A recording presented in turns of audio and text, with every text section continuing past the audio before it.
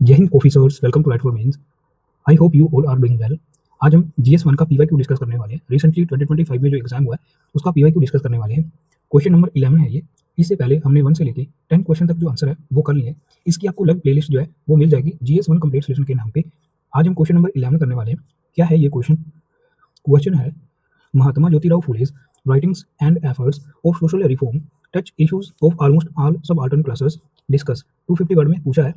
Question की demand simple है, लेकिन ये ऐसे क्वेश्चन काफी टफ होते हैं क्योंकि इसमें आपको जो है इन जो पर्सनैलिटी के जो अलग अलग इनिशिएटिव्स हैं, इनकी जो अलग अलग राइटिंग्स हैं और जो एफर्ट्स इन्होंने किए हैं, ठीक है, उसके बारे में पूछा गया है। ठीक है, फॉर जो ऑलमोस्ट ऑल सब अल्टर क्लासेस उसके लिए तो अलग अलग डायमेंशंस में अलग अलग सब अल्टर क्लासेस के लिए ज्योतिराव जो फूले हैं उनकी क्या राइटिंग्स हैं, क्या एफर्ट्स हैं, इसके बारे में आपको कंप्लीट जो है जानकारी होनी चाहिए थी ऐसे क्वेश्चन को आंसर करने के लिए।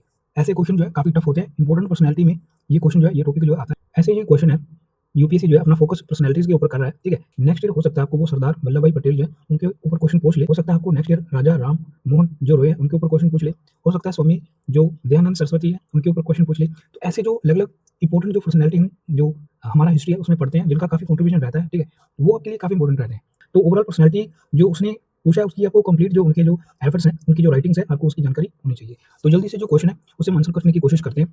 बेसिकली क्वेश्चन में उसने जो राइटिंग्स है वो पूछा है, एफर्ट्स जो है, सोशल रिफॉर्म जो है वो पूछे ऑल सबअल्टर्न क्लासेस। तो ये हम डिस्कस करने वाले हैं, जल्दी से डिस्कस करेंगे। 250 में पूछा है, महात्मा ज्योतिराव फुले ब्रैकेट में लिखेंगे 1827 से 1890। अगर आपको याद है तो ठीक है, नहीं तो कोई बात नहीं। अगर आपको टाइम पीरियड याद है तो आप लिख सकते हो। उनका जो कंट्रीब्यूशन है इसे बॉक्स में करेंगे, इनके जो नेम है इस तरीके से। Social social reformer whose whose writings whose writings and actions aimed to aimed to uplift aim to uplift all all जो उसने जो टर्मिनोलॉजी यूज की है हम वही करने की कोशिश करेंगे। और सब अल्टर और subaltern classes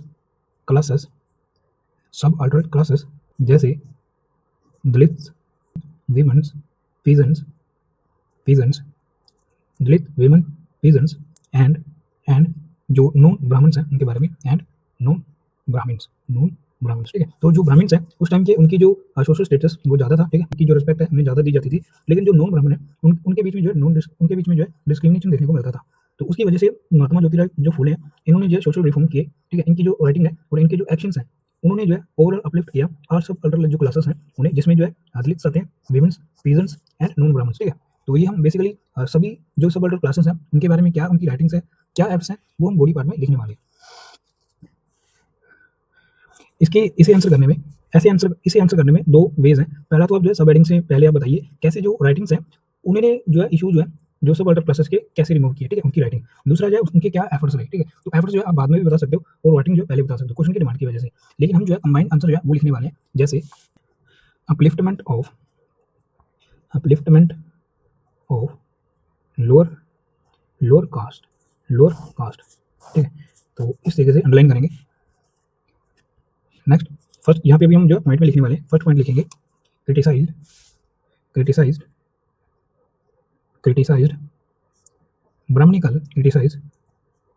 Brahminical dominance and caste hierarchy and class hierarchy. तो ये हमने जो बेसिक पॉइंट है उन्होंने जो ब्राह्मणिकल डोमिनेंस है उसे क्रिटिसाइज किया और जो कास्ट हियरार्की है उसको, ठीक है। तो अभी यहाँ पे उनकी जो राइटिंग है उसके बारे में लिखेंगे गुलामगिरी। अगर टाइम याद है, ठीक है, नहीं तो अगर आप वैसे भी लिख सकते हो गुलामगिरी। अगर टाइम पीरियड याद है तो आप ब्रैकेट में उसे शो कर सकते हो, ठीक है। 1873 में ये लिखा गया था। क्या था ये? Compared caste oppression to slavery. Lower जो कास्ट के जो लोग थे उन्हें ऑप्रेस्ड किया जाता था, एज ए स्लेवरी उनसे जो है काम करवाया जाता था, जो है ये उनकी राइटिंग जो है वो पूछी थी गुलामगिरी, ये आपने मेंशन करना था। नेक्स्ट एक पॉइंट और लिखेंगे, जो सत्याशोधक समाज है, आई होप अब ये आपको सबको पता होगा। तो ऐसे जो उनके एफर्ट्स रहे हैं, ठीक है, एस्टेब्लिशमेंट में, वो उसने पूछा था। तो क्योंकि हमने लोअर कास्ट की अभी हम बात कर रहे हैं, ठीक है, अभी हम जो स्टेक होल्डर वाइज जो आंसर लिख रहे हैं, ठीक है, ये बढ़िया वे है। इसके अलावा मैंने आपको बता दिया कैसे आप जो है ये आंसर पहले आप राइटिंग्स लिख सकते हो, ठीक है, उनका कंट्रीब्यूशन लिख सकते हो अलग अलग सब अल्टर क्लासेस में। और दूसरा क्या एफर्ट्स रहे हैं, जैसे अभी ये सत्याशोधक समाज है, ये एफर्ट्स में भी आ सकता है क्योंकि हम स्टेक होल्डर वाइज लिख रहे हैं तो अभी हम क्या-क्या लोअर कास्ट के जो अपलिफ्टमेंट के लिए उन्होंने किया है, तो वो हम लिख रहे हैं। जैसे गुलामगिरी उनकी राइटिंग है और जो सत्याशोधक समाज है, ये उनके एफर्ट्स में आएगा। लिखेंगे एस्टेब्लिशमेंट एस्टेब्लिशमेंट सत्याशोधक एस्टेब्लिशमेंट सत्याशोधक समाज सत्याशोधक समाज। इसे हम बॉक्स में करेंगे, काफ़ी इंपॉर्टेंट है ये सत्याशोधक समाज। जो गुलाम के लिए सेम बॉक्स में भी कर सकते हैं इस तरीके से, ठीक है। सत्याशोधक समाज ये भी 1873 में ये एस्टैब्लिश किया गया था। तो इसके लिए to fight caste caste injustice caste injustice and promote equality equality जो है अंडरलाइन करेंगे, कास्ट इनजस्टिस कीवर्ड है अंडरलाइन करेंगे, ठीक है। तो ये जो है सत्याशोधक समाज एस्टैब्लिश किया गया था फाइट अगेंस्ट जो कास्ट इनजस्टिस है और प्रमोट करने के लिए इक्वालिटी को। लिखेंगे विमेन एम्पावरमेंट। इसे हम बॉक्स में कर सकते हैं इस तरीके से, ठीक है, अंडरलाइन के साथ। पॉइंट में लिखेंगे, फर्स्ट लिखेंगे उन्होंने जो है फर्स्ट गर्ल जो स्कूल है, उन्होंने जो फर्स्ट गर्ल स्कूल जो है वो एस्टैब्लिश किया था पुणे में, ठीक है। वो स्टार्ट किया था पुणे में 1848 है उसमें, विद सावित्रीबाई फुले, अपनी जो वाइफ है सावित्रीबाई फुले उनके साथ। तो वो लिखेंगे स्टार्टेड ही स्टार्टेड इंडियाज फर्स्ट गर्ल्स, ठीक है, girls India first girls school in Pune 1848 with Savitribai Phule, अपनी जो वाइफ है उनके साथ, सावित्रीबाई फुले, ठीक है। इसे बॉक्स में कर सकते हैं, Savitribai Phule India first girls school in Pune 1848, ठीक है। तो ये काफी इंपॉर्टेंट है विमेन एम्पावरमेंट के लिए, सबसे जो इंपॉर्टेंट पॉइंट है आप कह सकते हो। नेक्स्ट जो पॉइंट है एक वो लिखेंगे, उन्होंने जो है एडवोकेट किया, लिखेंगे उनके जो एफर्ट्स थे उसमें हम लिखने वाले हैं एडवोकेटेड विडो रीमैरिज अपोज्ड सती ऐसी जो प्रैक्टिस है उस टाइम काफी प्रेवलेंट थी, तो उन्हें अपोज किया गया इनके द्वारा, अपोज्ड सती एंड जो चाइल्ड मैरिज है उसके बारे में, चाइल्ड मैरिज अंडरलाइन करेंगे, चाइल्ड मैरिज विडो रीमैरिज, ठीक है, अपोज्ड सती। नेक्स्ट जो पॉइंट है एक पॉइंट और ऐड कर देते हैं, काफी इंपॉर्टेंट है वो भी, और वो काफी कम जो स्टूडेंट्स है उन्हें पता होता है, उसके बारे में लिखेंगे तृतीय रतन क्या है ये? इसमें जो उनका जो एफर्ट्स है वो था early play promoting women's education and social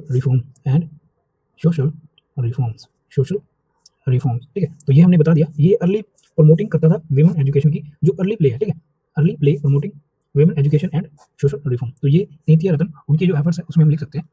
next जो पॉइंट हम लिखने वाले हैं, जो उनका कंट्रीब्यूशन था रिलीजियस एंड सोशल जो क्रिटिक है उसमें लिखने वाले हैं, जो अभी कमियां थी उस टाइम के जो रिलीजियस प्रैक्टिसेस हैं और जो सोशल जो इवल्स हैं उसके बारे में लिखने वाले। Religious and social critic underline करेंगे, यहाँ पे लिखेंगे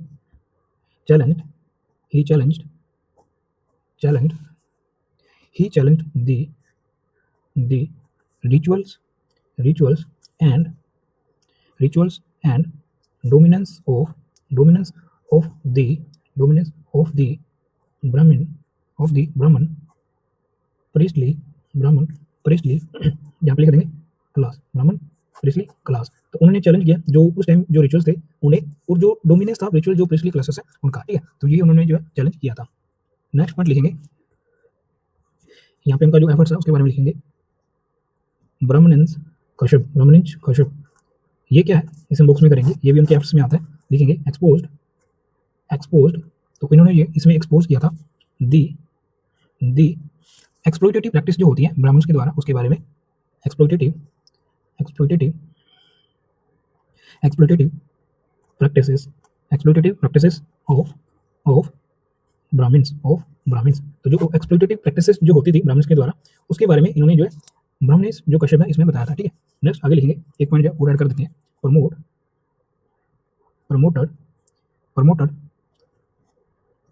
rationalism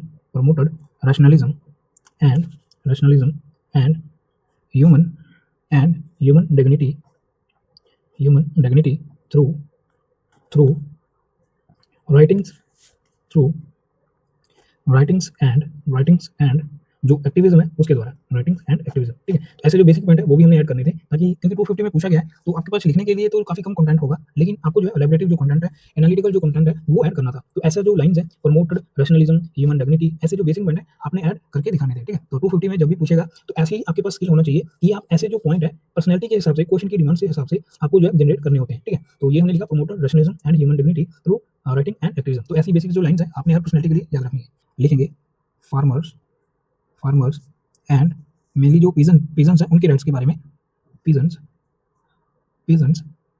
प्लाइट, तो उनके बारे में जो है इनकी क्या जो कंट्रीब्यूशन रही है वो बताने वाले हैं। पहला जो है आपने इस पॉइंट में जो याद रखना था वो है, पहला जो सबसे इंपॉर्टेंट जो इनिशिएटिव्स है उनका लिखेंगे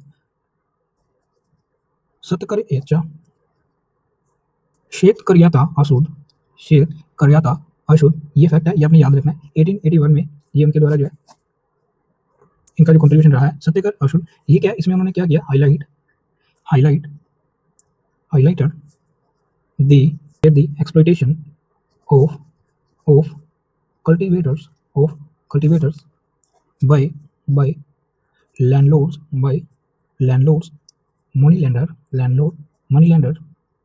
moneylenders and जो colonial revenue policy।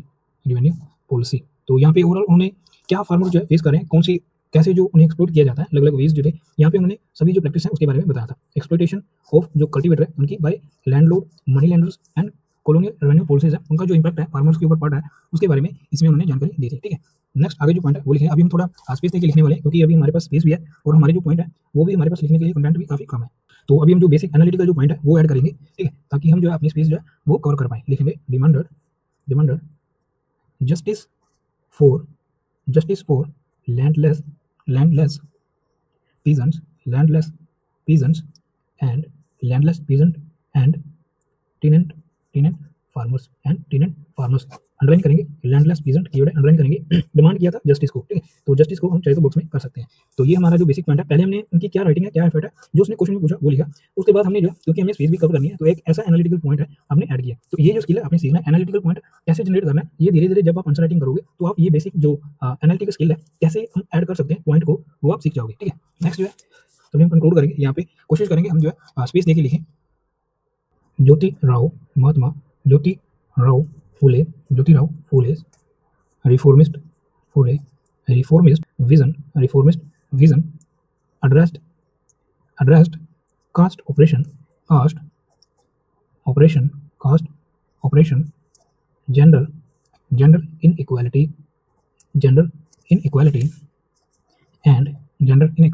and economic exploitation जो कीवर्ड्स हैं अलग अलग वो ऐड करने की कोशिश कर रहे हैं। एंड कोमा लिखेंगे providing the intellectual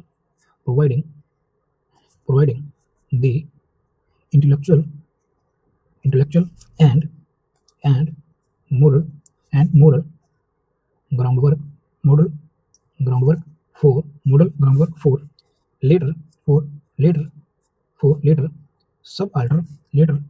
subaltern and Dalit movements in India, ठीक है। तो ऐसे जो है हम स्पेस देके ताकि हमारा जो कवर है अच्छे से कवर हो पाए हम लिख सकते थे, ठीक है। महात्मा फुले ऐसे बॉक्स में करेंगे। इनका जो रिफॉर्मिस्ट विजन कीवर्ड अंडरलाइन करेंगे। Caste oppression, gender inequality, economic exploitation, providing intellectual and moral guidance keywords हैं, सब अंडरलाइन करेंगे। सब अल्टरन एंड दलित मूवमेंट्स, ठीक है, एंड दलित मूवमेंट। तो ये हम जो है कंक्लूड ऐसे कर सकते हैं। जल्दी से क्विक रिकैप करते हैं हमने क्या लिखा। जीएस 1 का पीवाईक्यू 2025 में पूछा गया था, वो डिस्कस किया है। क्वेश्चन नंबर 11 था ये मॉडर्न हिस्ट्री में। Mahatma Jyotirao Phule's writings and efforts of social reforms touch issues of almost all subaltern classes discuss करना था 250 वर्ड में। पहले हमने जो महात्मा ज्योतिराव फुले's वो हमने बताया, इंट्रोडक्शन में हमने बताया उनके जो सोशल रिफॉर्म थे उसमें उनकी जो राइटिंग्स एंड एक्शन थे, उनका जो मेन एम था वो था अपलिफ्ट करना ऑल सबाल्टर्न जो क्लासेस हैं उन्हें, जैसे दलित्स, वीमेंस, पीजेंट्स एंड जो नॉन ब्राह्मण्स हैं उनका, ठीक है। अपलिफ्टमेंट ऑफ लोअर क्लासेस के बारे में पहले हमने बताया। उन्होंने जो क्रिटिसाइज किया जो ब्राह्मणिकल जो डोमिनेंस है उसे, और कास्ट जो हिरार्की है उसे, ठीक है। इसमें हमने जो उनकी राइटिंग है वो कोट किया, यहाँ पे लिखा है गुलामगिरी में कैसे उन्होंने जो कंपेयर किया था कास्ट जो ऑपरेशन है स्लेवरी के साथ। उसके बाद उन्होंने जो एस्टैब्लिश किया था सत्यशोधक समाज, ठीक है, टू फाइट अगेंस्ट जो कास्ट इनजस्टिस हो रहा है और प्रमोट करने के लिए इनइक्वालिटी, ठीक है, इक्वालिटी को प्रमोट करने के लिए। नेक्स्ट सेकंड पॉइंट में हमने जो वीमेन एम्पावरमेंट में क्या उनका कंट्रीब्यूशन है वो बताया। उन्होंने इंडिया की फर्स्ट जो गर्ल्स स्कूल है पुणे में वो स्टार्ट किया था 1848 में विद अपनी जो वाइफ है सावित्रीबाई फुले के साथ। उसके बाद उन्होंने जो एडवोकेट किया था, उन्होंने ये भी उनका रोल जो विडो रीमैरिज है उसमें भी था।